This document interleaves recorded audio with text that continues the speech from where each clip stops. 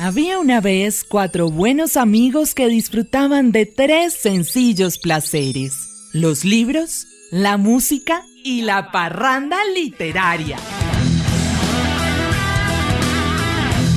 Acompáñelos en su búsqueda de historias y canciones sorprendentes. Ellos son los Iletrados. Publica como parte de un disco llamado Multiviral, que tiene canciones con la línea social que ha caracterizado al proyecto liderado por Residente y Visitante. Esta canción, El Aguante, ha sido uno de los himnos de batalla de las movilizaciones ciudadanas que han ocupado las calles de nuestro país en los últimos días, en los momentos en los que se realiza la grabación de este episodio de podcast de Los Iletrados. Curiosamente, de parte de diferentes sectores se ha puesto una queja para YouTube con el objetivo de censurar, de que esta canción no tenga, o la gente no tenga acceso a esta canción por considerarla incendiaria. Como ha ocurrido siempre con la censura, pues lo que ha hecho es un disparo en las reproducciones de esta canción y completa más de 116 millones de reproducciones de la canción El Aguante. Como la han querido censurar, y si la pusiéramos nosotros completa aquí, pues seguramente YouTube la mataría y usted no la podría escuchar completa. Este equipo de Los Iletrados, gocetas de los libros y la música, para unirse con la gente que está en las calles, quiere leer el contenido de esa canción íntegro, completico para ustedes. Así que arrancamos con esto, Los Iletrados. Y esto dice así, de Calle 13, El Aguante. Nacimos para aguantar lo que el cuerpo sostiene. Aguantamos lo que vino y aguantamos lo que viene. Aguantamos aunque tengamos los segundos contados. Nuestro cuerpo aguanta hasta 15 minutos ahorcado. Aguantamos latigazos que nos corten los 2 brazos, fractura en cualquier hueso, 3 semanas con un yeso. Aguantamos todo el tiempo las ganas de ir al baño. Para ver el cometa Halley hay que aguantar 70 años. Aguantamos la escuela, la facultad, el instituto. A la hora de cenar nos aguantamos los eructos. El pueblo de Burundi sigue aguantando la hambruna. Aguantamos 3 días para llegar a la luna. Aguantamos el frío del Ártico, el calor del trópico. Aguantamos con anticuerpos los virus microscópicos. Aguantamos las tormentas, huracanes, el mal clima. Aguantamos Nagasaki, aguantamos Hiroshima. Aunque no queramos, aguantamos nuevas leyes. Aguantamos hoy por hoy que todavía existan reyes. Castigamos al humilde y aguantamos al cruel. Aguantamos ser esclavos por nuestro color de piel.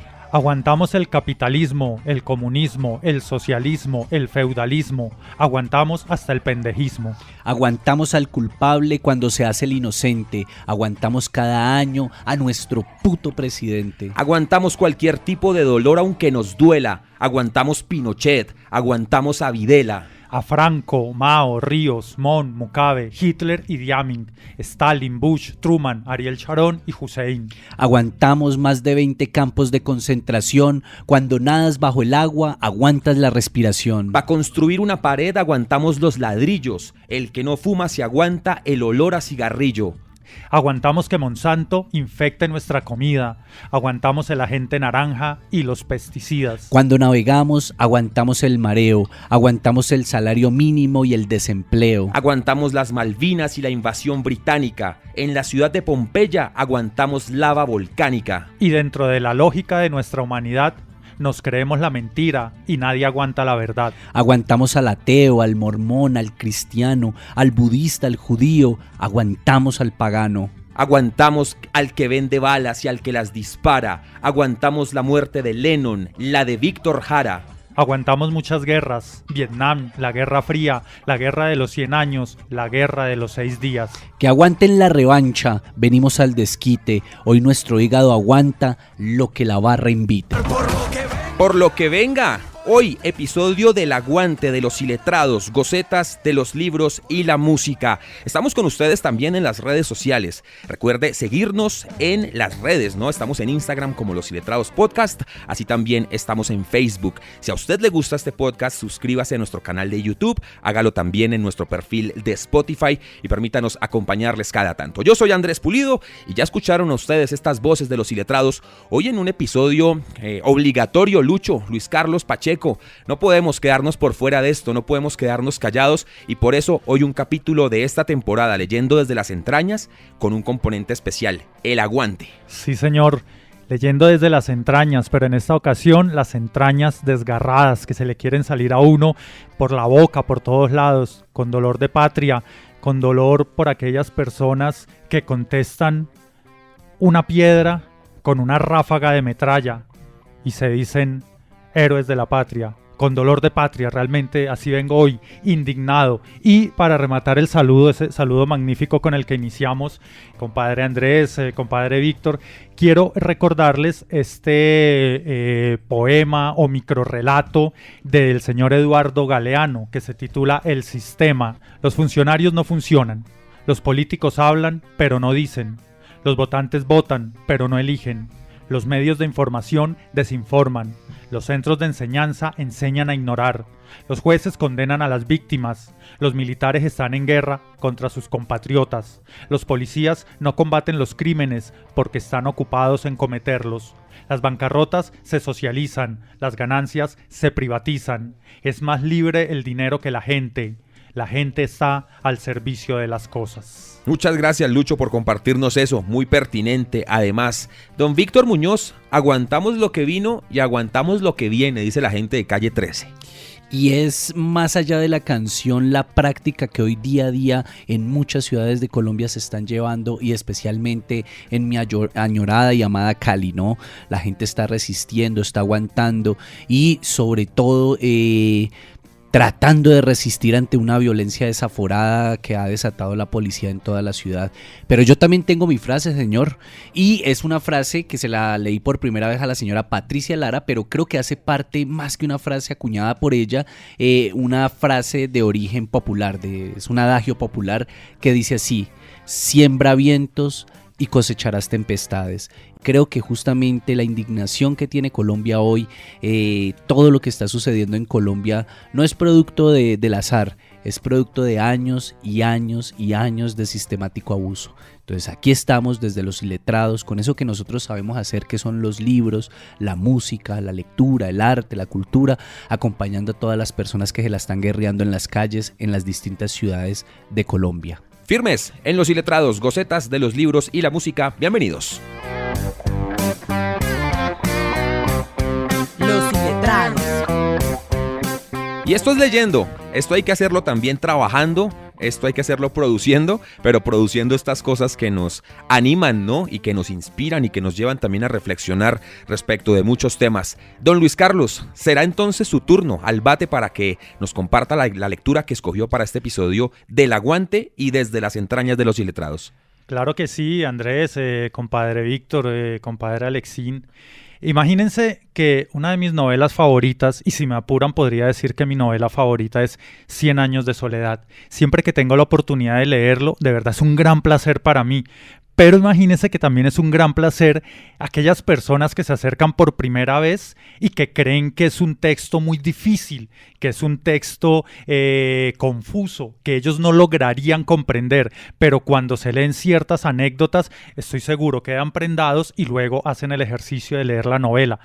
Desde las entrañas, otra cosita, yo lo leí tardíamente, a los 19 años lo leí por primera vez, pero después hubo un lapso en el que año tras año, como durante 7 años seguidos, cada año me la leía por lo menos una vez. Me fascina. Y qué mejor momento para leer un fragmento del capítulo de la masacre de las bananeras, porque es algo que sigue sucediendo. Esto no obedece solamente al universo de ficción de esta novela, sino que eso que llaman el modus operandi, que tanto lo recalcan y recalcan, pues yo podría decir que es el modus operandi de las personas que siempre quieren tener en su poder todos los grandes privilegios económicos, sociales, y siempre actúan de la misma forma, masacrando, asesinando, silenciando a las personas que simplemente tienen una opinión distinta y que exigen un lugar igual de digno en el mundo al que todos merecemos, compadre Víctor. Oiga, Luchito, pero entonces usted nos va a leer ese fragmento que refiere a la masacre de las bananeras, que es el mismo acontecimiento que una senadora no hace mucho tiempo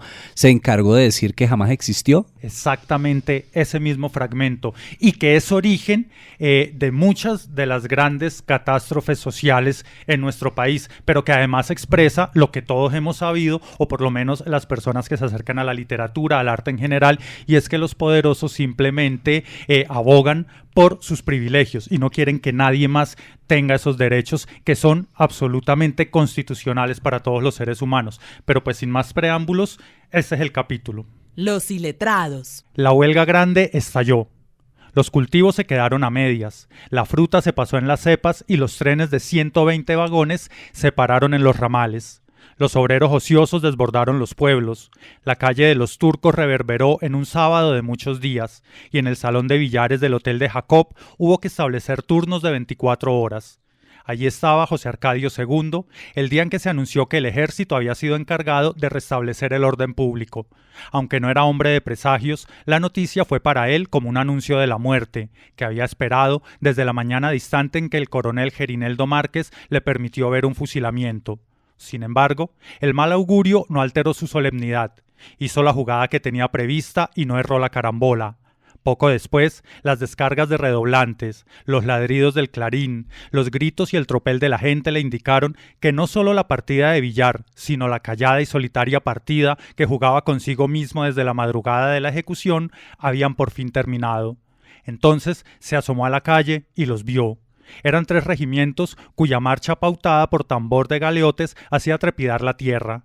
Su resuello de dragón multicéfalo impregnó de un vapor pestilente la claridad del mediodía. Eran pequeños, macizos, brutos. Sudaban con sudor de caballo y tenían un olor de carnaza macerada por el sol y la impavidez taciturna e impenetrable de los hombres del páramo.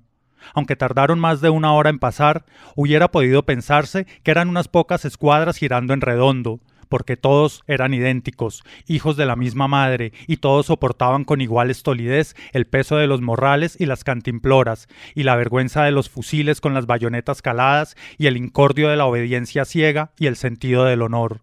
Úrsula los oyó pasar desde su lecho de tinieblas, y levantó la mano con los dedos en cruz.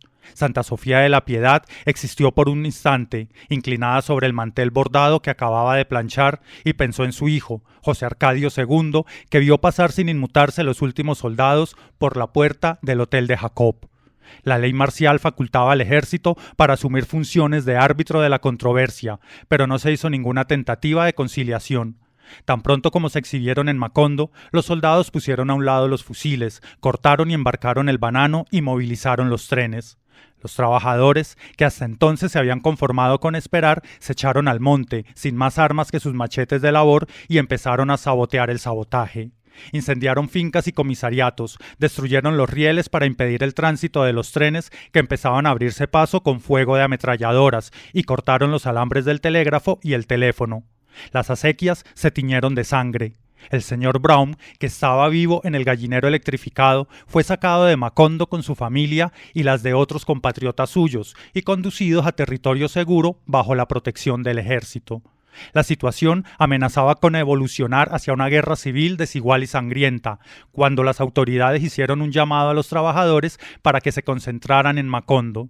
El llamado anunciaba que el jefe civil y militar de la provincia llegaría el viernes siguiente, dispuesto a interceder en el conflicto. José Arcadio II estaba entre la muchedumbre que se concentró en la estación desde la mañana del viernes.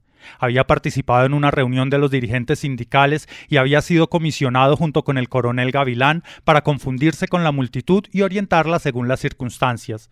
No se sentía bien y amasaba una pasta salitrosa en el paladar, desde que advirtió que el ejército había emplazado nidos de ametralladoras alrededor de la plazoleta y que la ciudad alambrada de la compañía bananera estaba protegida con piezas de artillería. Hacia las 12, esperando un tren que no llegaba, más de 3.000 personas, entre trabajadores, mujeres y niños, habían desbordado el espacio descubierto frente a la estación y se apretujaban en las calles adyacentes que el ejército cerró con filas de ametralladoras. Aquello parecía entonces, más que una recepción, una feria jubilosa. Habían trasladado los puestos de fritangas y las tiendas de bebidas de la calle de los Turcos, y la gente soportaba con muy buen ánimo el fastidio de la espera y el sol abrasante.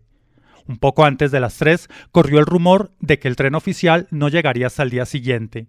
La muchedumbre, cansada, exhaló un suspiro de desaliento.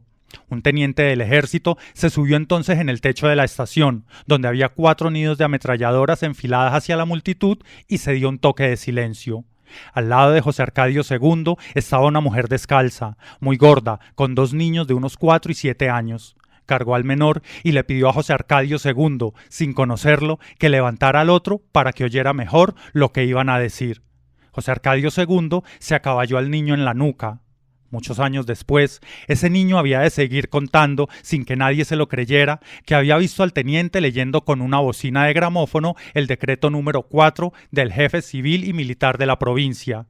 Estaba firmado por el general Carlos Cortés Vargas y por su secretario, el mayor Enrique García Izaza, y en 3 artículos de 80 palabras declaraba a los huelguistas cuadrilla de malhechores y facultaba al ejército para matarlos a bala. Leído el decreto, en medio de una ensordecedora rechifla de protesta, un capitán sustituyó al teniente en el techo de la estación y, con la bocina de gramófono, hizo señas de que quería hablar. La muchedumbre volvió a guardar silencio. «Señoras y señores», dijo el capitán con una voz baja, lenta, un poco cansada, «tienen 5 minutos para retirarse». La rechifla y los gritos redoblados ahogaron el toque de clarín que anunció el principio del plazo. Nadie se movió. «Han pasado 5 minutos», dijo el capitán en el mismo tono. «1 minuto más y se hará fuego». José Arcadio II, sudando hielo, se bajó al niño de los hombros y se lo entregó a la mujer. «Estos cabrones son capaces de disparar», murmuró ella. José Arcadio II no tuvo tiempo de hablar, porque al instante reconoció la voz ronca del coronel Gavilán, haciéndole eco con un grito a las palabras de la mujer.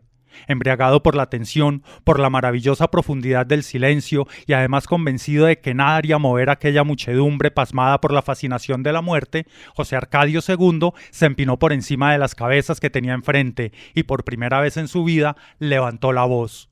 «¡Cabrones!», gritó, «les regalamos el minuto que falta». Al final de su grito ocurrió algo que no le produjo espanto sino una especie de alucinación.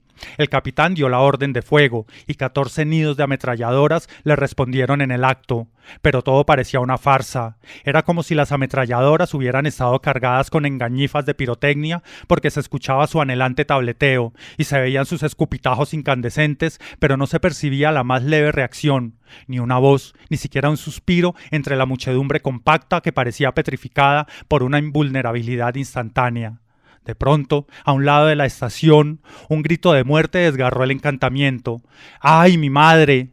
Una fuerza sísmica, un aliento volcánico, un rugido de cataclismo estallaron en el centro de la muchedumbre con una descomunal potencia expansiva. José Arcadio II apenas tuvo tiempo de levantar al niño, mientras la madre con el otro era absorbida por la muchedumbre centrifugada por el pánico. Muchos años después, el niño había de contar todavía, a pesar de que los vecinos seguían creyéndolo un viejo chiflado, que José Arcadio II lo levantó por encima de su cabeza y se dejó arrastrar, casi en el aire, como flotando en el terror de la muchedumbre, hacia una calle adyacente. La posición privilegiada del niño le permitió ver que en ese momento la masa desbocada empezaba a llegar a la esquina y la fila de ametralladoras abrió fuego.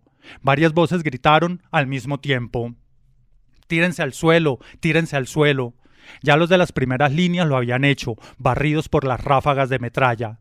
Los sobrevivientes, en vez de tirarse al suelo, trataron de volver a la plazoleta, y el pánico dio entonces un coletazo de dragón y los mandó en una oleada compacta contra la otra oleada compacta que se movía en sentido contrario, despedida por el otro coletazo de dragón de la calle opuesta, donde también las ametralladoras disparaban sin tregua. Estaban acorralados, girando en un torbellino gigantesco que poco a poco se reducía a su epicentro, porque sus bordes iban siendo sistemáticamente recortados en redondo, como pelando una cebolla por las tijeras insaciables y metódicas de la metralla. El niño vio una mujer arrodillada, con los brazos en cruz, en un espacio limpio, misteriosamente vedado a la estampida. Allí lo puso José Arcadio II en el instante de derrumbarse con la cara bañada en sangre, antes de que el tropel colosal arrasara con el espacio vacío, con la mujer arrodillada, con la luz de alto cielo de sequía y con el puto mundo donde Úrsula Iguarán había vendido tantos animalitos de caramelo. Ahí lo tiene, Luchito. Es duro, ¿no? Y lo que sigue es peor y es como si lo estuviera escribiendo en este momento con todo lo que pasa en la calle, con la respuesta excesiva simplemente a la inmensa mayoría de las personas que tienen un argumento, que tienen arte, que cantan, que proclaman, que exigen un derecho que es natural absolutamente a todos los que estamos en una sociedad supuestamente constitucional y supuestamente democrática. Si Gabriel García Márquez estuviera vivo, seguramente hubiera podido inspirar ese fragmento de 100 años de soledad en lo que está sucediendo en las calles de Cali, en las calles de Bogotá, en las calles de Popayán, en las calles de Cartagena de Indias, en las calles de Colombia. Más adelante, no leí el resto, se me agotó el aliento. Aparece ya José Arcadio II montado en el tren, con todos los muertos. Y entonces él, en medio de esa confusión, empieza a mirar, no comprendía, salta del tren y caminando en sentido contrario llega a Macondo. Y en Macondo lo único que puede decir es, eran como 3.000. Y la señora que lo atendió le dijo, ¿3.000 qué? Y él dijo, 3.000 los muertos, eran todos los que estaban en la plaza. Y ahí empieza un olvido y ahí empieza la negación de lo ocurrido, que es algo que seguramente aquí en la realidad real, ya saliéndonos de la ficción de García Márquez, empezará a ocurrir ahora. Ese era el texto que quería compartirles. Fíjese que él dice también García Márquez en la novela que al otro día ya nadie se acordaba de nada. Y resulta premonitorio para lo que decía Víctor antes del arranque. Y es que hay personajes acá, líderes políticos, que niegan ese hecho, que dicen que no existió. Entonces también es importante, pienso yo, reflexionar sobre la memoria y la importancia que tiene la memoria. Porque no hay que olvidar la gente que está muriendo en este momento en el paro, no hay que olvidar la gente que murió en las protestas del año pasado, pero no hay que olvidar cada muerto que ha venido dejando esta situación, como ocurrió con en las masacres de las bananeras. Y es que, mira que vos tenés toda la razón, ese fragmento, Lucho, es de una potencia increíble y que uno año a año lo puede leer y en algún momento de la historia colombiana va a encontrar momentos absolutamente exactos, una historia que se ha construido alrededor de la sangre, alrededor de la miseria, alrededor de las cosas más bárbaras que una sociedad que se dice democrática pueda crear. Y creo que allí sirve muchísimo, yo siempre lo recomiendo, el libro 1984, Andrés, porque justamente en 1984, un libro escrito a mitad del siglo XX, nos decían que cuando, o dice pues el libro, que cuando un gobierno llega al poder, lo primero que trata es de moldear la historia a través del lenguaje, a través de lo que la gente piensa. Es ahí donde ellos recrea una figura que se llama la policía del pensamiento, ¿sí? Que ya si llegas a pensar algo que va en contra de ese gobierno, pues inmediatamente te hacen, no te eliminan, que es lo peor, ¿no? Porque a vos te pueden matar. Lo que hacen es que te llevan a un lugar, recuerdo en 1984 eso, y te hacen arrepentir frente al público, ¿sí? Retractarte. Exacto, retractarte, pero no de una manera como que se sienta de, esta persona la están torturando y se retractó. No, te hacen al final creer realmente que estabas equivocado y cuando ya te has arrepentido en público te asesinan. Entonces es una cosa que uno decía en ese tiempo, no, pues es una gran ficción. No lo es. Creo que efectivamente la literatura es la puerta de entrada o un abrebocas absolutamente increíble para mostrarnos la realidad tal cual es. Ojo a esto, es un parrafito muy corto. En la madrugada del 6 de diciembre de 1928, el ejército colombiano, bajo el mando del general Carlos Cortés Vargas, ordenó a la congregación dispersarse. Como nadie se movió, abrió fuego. Hasta ahora no se sabe cuántos muertos hubo, pero se habla de cientos de víctimas. Incluso, según un informe del entonces embajador de Estados Unidos en Colombia, más de 1.000 personas fueron asesinadas. Esto es un pedazo de un artículo que escribe The New York Times. Y con esto quiero dejar aquí también la reflexión sobre, mire cuáles son los medios que están recordando esta tragedia, porque aquí más bien pocos medios de comunicación se dedican a hacer ese ejercicio de memoria. Oiga, Andrés, y es que quiero hacer énfasis en dos elementos que trae ese fragmento de la masacre de las bananeras de García Márquez, ¿no? A mí me da pánico cuando habla de que la gente empieza a ver que están ubicados los nidos de las ametralladoras. Te hace acordar de esas imágenes de la Segunda Guerra Mundial cuando es el desembarco de Normandía, pues, y están los nidos de las ametralladoras esperando a todos los soldados, pues, para darles candela ahí. Y esa figura de ¿cómo es? Del coletazo de dragón que lleva a la gente despavorida para un lado, para otro, y solo se encuentran con el fuego de las ametralladoras. Brutal y es conmovedor. Y uno de los métodos que habitualmente se utiliza para eliminar esa memoria es restar veracidad a quien está hablando de esa memoria. Entonces fíjense que el niño, cuando era niño, presenció todo, y cuando iba creciendo y le iba contando, al final decía, no, ese es un viejo loco, no le crean, y de esa manera eliminan la posibilidad de recuperar la memoria y de reconstruir un país a partir de hallar esas verdades o que están ocultas o que nos han contado con manipulación al servicio de los de siempre, de los poderosos de siempre, de los dueños de los bancos, de los dueños de las multinacionales, de los dueños del dinero y del poder político. Qué triste. Muchas gracias, Luchito. Hoy sí que ha leído este hombre con las entrañas para este episodio. Y también tenemos música que va desde el aguante y desde las entrañas para ustedes.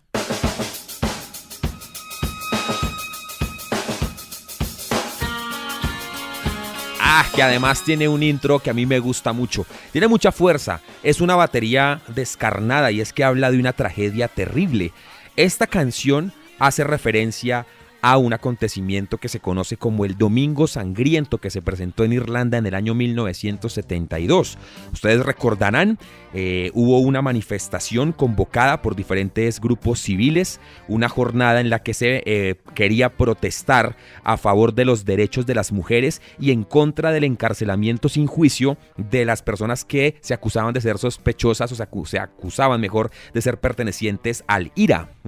En esa manifestación pacífica llegan, adivinen, el ejército, la policía y se produce la muerte de una cantidad de personas por las armas de funcionarios públicos, de funcionarios que estaban ahí para cuidar y para proteger a las personas. Ese hecho convoca a la banda U2 para que incluya esta canción llamada Sunday Bloody Sunday, como domingo, sangriento domingo, o ese bloody también tiene como una forma de decir como hijo de puta, ¿no? Como puto domingo cómo la pasamos de mal, una cosa también que tiene mucha ira ahí. Año 1983, el disco se llamó War, se llamó Guerra, porque fue una apuesta pues muy política de la banda de Bono, de The Edge, de Larry Mullen y todos los tipos de los señores de U2. Otra para la colección y un ejercicio de memoria también a través de la música, Luchito.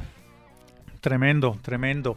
Es que estaba pensando con eso que usted dice, Andrés, que cualquier tipo de actividad que nosotros emprendamos, si somos músicos, si somos científicos, si somos en el caso nuestro promotores de lectura, docentes, todas esas actividades son en realidad actividades que tienen una posición política, porque uno hace lo que hace no solamente para sobrevivir, que eso es lo más básico, ¿sí?, para subvencionar sus necesidades básicas, alimentarse, tener un techo, pero como seres humanos ambicionamos algo más y dentro de esas ambiciones está una sociedad igualitaria, una sociedad justa. Eso es ya tener una posición política, que es distinto a una posición politiquera o de partidos, etcétera, etcétera, sino la idea, la filosofía, la búsqueda de que definitivamente podemos anhelar un mundo mejor. Por eso nosotros nos decantamos por el arte en general y por la literatura en particular, porque la literatura es esa fuente que nos permite soñar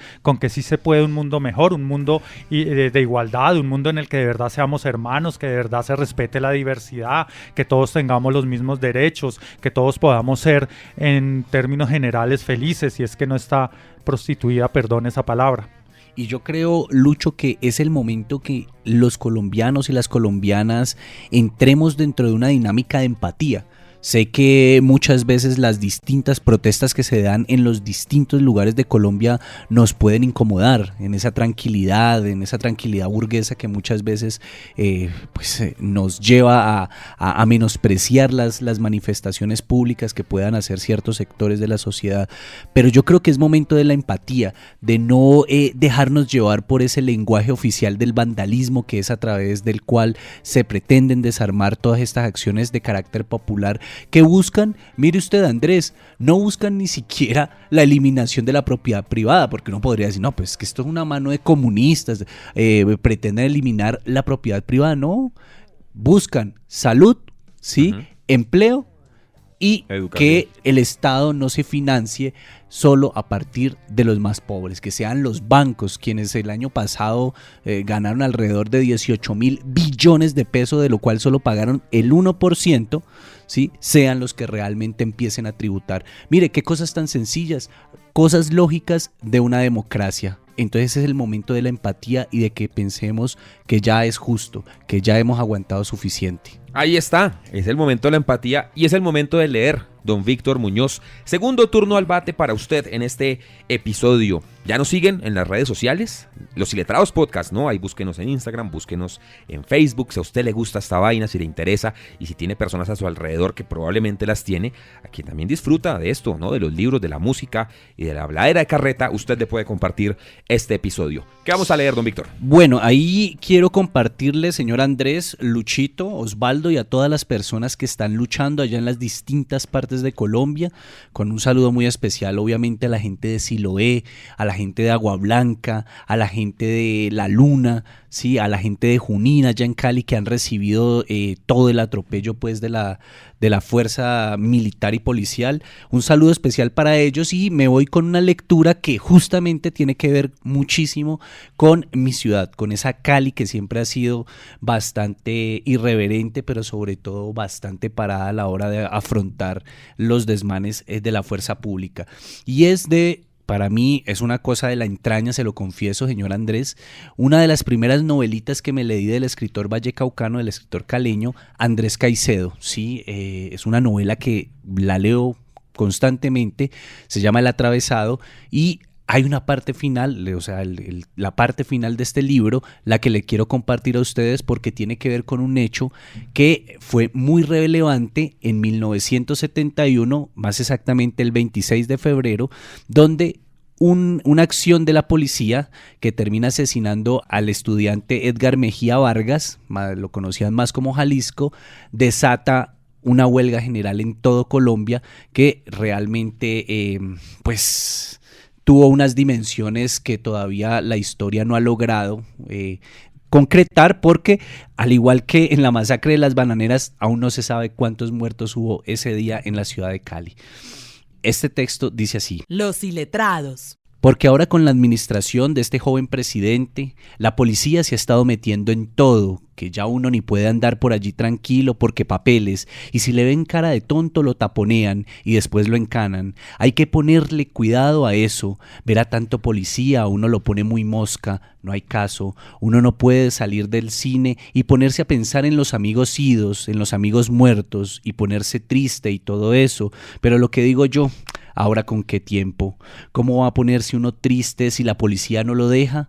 Yo estoy por la onda de la popularidad, volverse popular sin necesidad de meterse de cantante. Eso fue lo que siempre me enseñó mi madre, que la gente chévere lo ve venir a uno y que digan, allá viene, caminando de frescura y se expresa con el fuego, saltamontes, que sí. Aquí en Cali se arma una chichonera, yo hago casi todos los chichones, que me la paso por allí volteando, trotacalles, que si me invitan entre salsa y salsa a meter, yo meto, y todo torsi armo gallada para que vamos otra vez a quebrarle los vidrios a los ricos, a Santa Rita, a Santa Mónica, a la Arboleda, y los que se han ido a vivir por allá por Pance, los que están acabando con el campo y destruyen los charcos, Ciudad Jardín, La María, Normandía, que nos echan bala y nos vamos como siempre, dando saltos, contentos, que le dije mentiroso al profesor de literatura, te espero en la salida, y que casi que me echan, pero los manes de la clase armaron lío, suspendieron clases,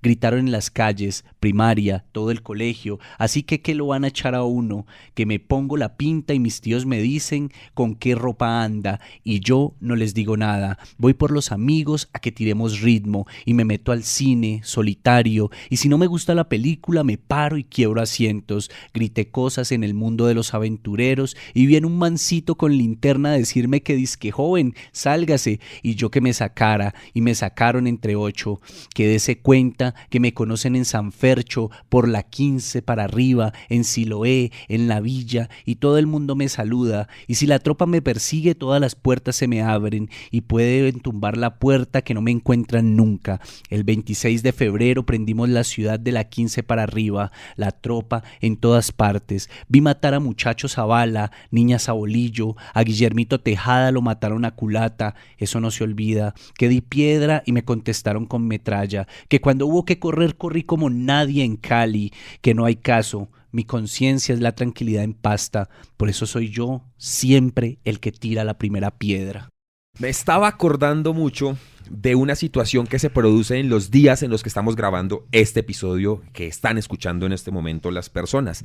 un joven en la Universidad del Rosario, en su clase virtual, puso un letrero apoyando el paro. La frase no es exacta, pero decía la gente en la calle y yo estoy acá. ¿Cómo me duele yo en clase y a mis paisanos, algo así, matándolos en la calle? Sí, una chica. Era una alusión pues a la tragedia, y el profesor le ha pedido que retire el cartel o que se retire de la clase, en una situación pues que de en medio de toda esta locura en la que estamos, pues le echó todavía más leña al fuego.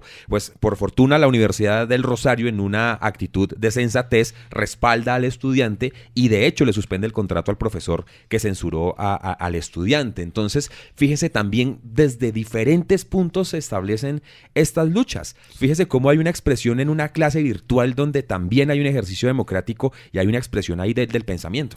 Pero además la forma en que lo hace, como un energúmeno, porque aunque utilizó siempre palabras... Usa la palabra como un facho en toda autoridad. Exactamente, porque aunque utilizó palabras elegantes y aparentemente palabras que mediaban y aparentemente palabras que invitaban como a la igualdad, realmente estaba imponiendo su propia visión de los hechos. Él decía, no, es que aquí usted puede tener cualquier pensamiento, pero esta es una cátedra libre. Pero él, con esa actitud, lo que estaba expresando era totalmente lo contrario. Aquí no tenemos que expresarnos de lo que sucede en el país. Caramba, si es que uno estudia entre tantísimas otras cosas es para estar bien en su país y en armonía con su país. Celebro que la universidad le haya suspendido el contrato y apoyo a la chica que tuvo la valentía de hacer eso en su clase. Pero mire algo, Andrés y Luchito, yo no soy tan cercano a ese apoyo a la Universidad del Rosario, porque hacía mucho rato al profesor lo tenían que haber echado, porque esa no es la primera actuación pública en la que salió en falso. Había otras. Había una, caramba. Yo creo que hay otras, muy seguramente, porque escuché que había otras, pero yo vi puntualmente una donde decía la alcaldesa, bueno, no sé si es mujer o qué es esa cosa viviente que está allá en la alcaldía.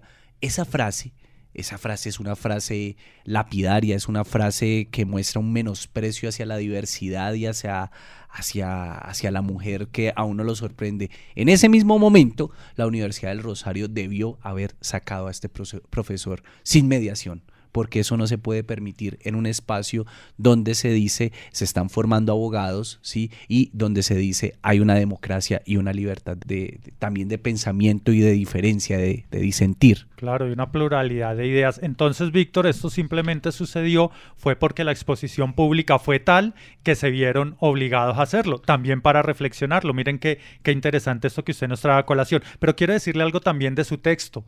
Justamente y pensando en aquellas personas que se quedan en sus casas, que simplemente ven la realidad del país a través de las grandes cadenas informativas que lo que hacen es tergiversar y manipular. Piensen una cosa, eso que ustedes consideran tan cotidiano, tan natural como tener, los que tienen empleo, por supuesto, que eso también habría que ver cuántos, que tienen un trabajo, que laboran 8 horas, que en junio y en diciembre les dan una prima, que tenemos derecho, aunque sea a ir a unas urnas, aunque al final no vamos a elegir a nadie, pero por lo menos a una urna. Esos que usted ve tan cotidiano, tan natural, eso lo consiguieron esos que usted llama vándalos, porque eso no fue que los señores poderosos en algún momento dijeran, ay, para mis trabajadores voy a darles una prima a final de año, una prima a mitad de año. Ay, no, yo quiero que ellos descansen y que tengan buena salud, que solamente laboren 8 horas. No, porque antes, miren en la historia de los logros laborales, los sometían a esclavitud de 14, 16, 18 horas laborales. Entonces esos vándalos finalmente cuando consiguen esos logros es para beneficio de toda la población, de toda una comunidad democrática en nuestro país. Vámonos de parranda, porque incluso aquí en la parranda también lo vamos a hacer desde las entrañas y lo vamos a hacer con el aguante. Ojo a esto. ¿Quién dijo que la poesía no se puede cantar o bailar? Con las letras también podemos irnos de fiesta. En Los Iletrados, la parranda literaria. Que la parranda se canta, se canta, se canta, se canta. Y que se cante la parranda también y que se piense un poquito también en la parranda, que qué es lo que es esta vaina, hombre, Víctor. Pues Andrés, como a pesar de la tristeza que uno pueda sentir, siempre hay que hacer un gran homenaje a la vida, y creo que la poesía y la música son efectivamente un homenaje a la vida, un homenaje a la existencia, un homenaje a la posibilidad de reencontrarse con eso bello que somos los humanos, a pesar de que pues en algunos momentos somos lo más insensato. La parranda es un espacio donde se junta la poesía y la música a través de un trabajo que han hecho el señor Luis Carlos Pacheco y Alexander Carreño, ya más de 10 años en eso, buscando cómo la poesía durante muchísimo tiempo ha influido fuertemente la construcción de la música popular. Y eso es lo que estos señores nos vienen mostrando hace muchos años y que yo personalmente no dejo de disfrutar. Y ojalá que todas las personas que nos están escuchando se lo disfruten, se lo gocen y vayan haciendo un recuento de todas esas canciones y toda la influencia de la poesía que tienen. Ahí los dejo con el señor Luis Carlos Pacheco. Bueno, Víctor, gracias. Yo siempre digo que no hay nada como tener buenos amigos en la vida. Miren esa forma generosa, como siempre, el compadre Víctor que echen cepillo en el saco nos también presenta. Nos parecemos a un par de presentadores de un programa de fútbol que se dan cepillo y no hablan de fútbol. ¡Qué pereza! Bueno, entonces fíjense que vamos a empezar leyendo este poema de don Federico García Lorca, del romancero gitano Romance de la Guardia Civil Española. Uno de los poemas sobre violencia más crudos que yo haya podido leer, pero al mismo tiempo más bellos, justamente por ese milagro de la poesía, que aún las cosas más sórdidas las inviste con un brillo, con un aura que resplandece. Entonces el poema es bastante extenso, voy a compartir algunos fragmentos para que tratemos de pensar en dónde lo hemos podido escuchar. Entonces dice así don Federico García Lorca: los caballos negros son, las herraduras son negras, sobre las capas relucen manchas de tinta y de cera. Tienen, por eso no lloran, de plomo las calaveras, con el alma de charol vienen por la carretera, jorobados y nocturnos, por donde animan ordenan, silencios de goma oscura y miedos de fina arena. Pasan si quieren pasar y ocultan en la cabeza una vaga astronomía de pistolas inconcretas. Oh ciudad de los gitanos, en las esquinas banderas, la luna y la calabaza con las guindas en conserva. Oh ciudad de los gitanos, ¿quién te vio y no te recuerda? Ciudad de dolor y almizcle con las torres de canela. Los caballos negros son, las herraduras son negras, sobre las capas relucen manchas de tinta y de cera. Tienen, por eso no lloran. Ahí, ¿se acuerdan de esta canción?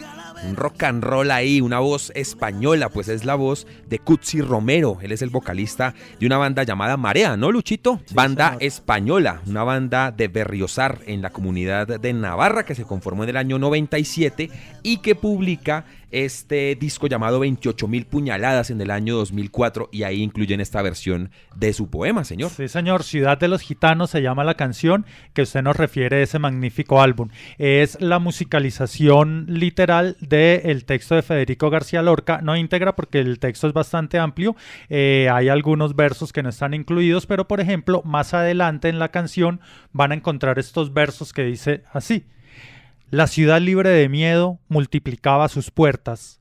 40 guardias civiles entran a saco por ellas. Los relojes se pararon y el coñac de las botellas se disfrazó de noviembre para no infundir sospechas.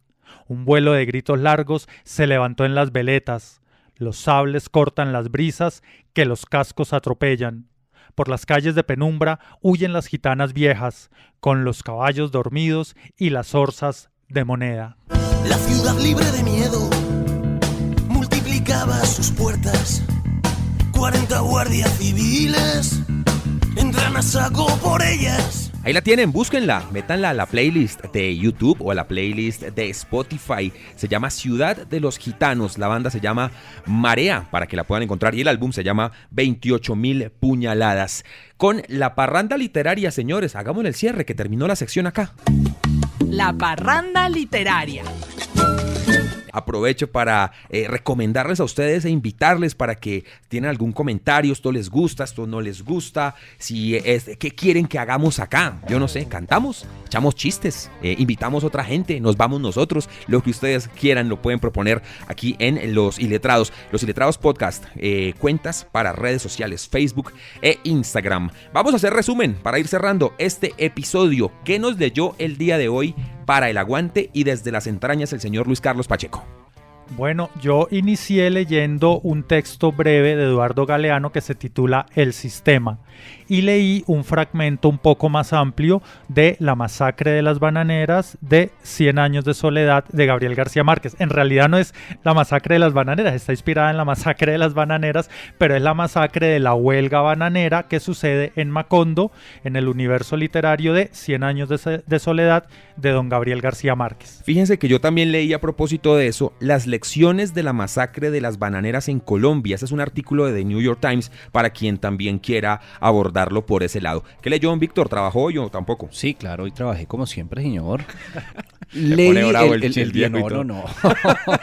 No. Leí un fragmento, el fragmento final de la novelita de Andrés Caicedo, El Atravesado.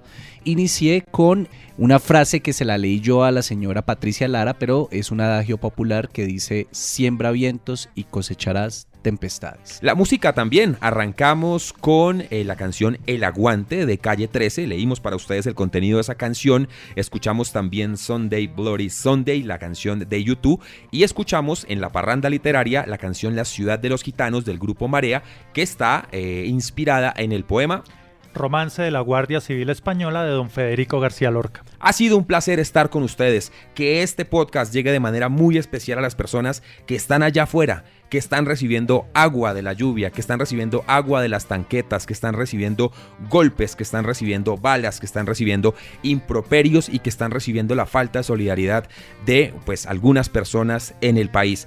A esas personas, nuestro abrazo, nuestra voz a su servicio. Este estudio, este equipo está con ustedes en Los Iletrados. A los marchantes, les agradecemos su esfuerzo. Cuando ustedes consigan lo que anhelamos conseguir, todos vamos a ser los beneficiados. Ustedes son los verdaderos héroes. Muchas gracias, un abrazo fraterno desde acá. Me despido de todos ustedes que están en las calles con la frase "Viva la dignidad rebelde", esa frase zapatista que se ha convertido casi que en un elemento obligado de las manifestaciones en Latinoamérica. Viva la justa dignidad rebelde. Los Iletrados, desde las entrañas e inspirando, esperamos para ustedes el aguante. Hasta la próxima, chao pues.